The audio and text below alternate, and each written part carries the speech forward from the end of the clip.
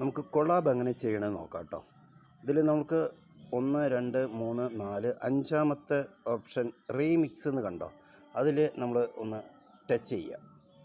Touch ചെയ്യുന്ന സമയത്ത് use the sound, collab, green screen, cut this video, അതിൽ collab 2ാമത്തെ option കൊളാബാണ്. അതിൽ ടച്ച് ചെയ്യുക. ടച്ച് ചെയ്യുന്ന സമയത്ത് ഇങ്ങനെ ഒരു സ്ക്രീൻഷോട്ട് ഇത് വരും. അതിൽ നെക്സ്റ്റിൽ കൊടുക്കുക. നെക്സ്റ്റിൽ പോവുക.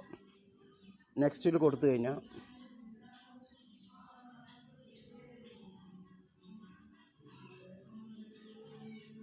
അത് ഡൗൺലോഡ് ആവും.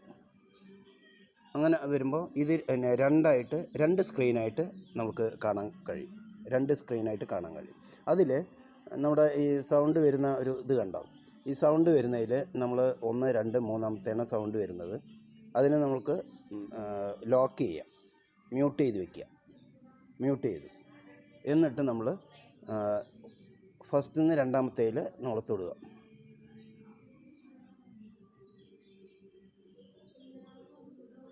അപ്പോൾ സ്റ്റാർട്ട് എന്ന് പറയും കേട്ടോ. നോക്കാം.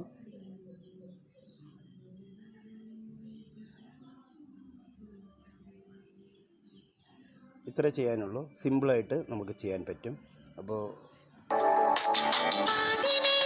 എല്ലാവരും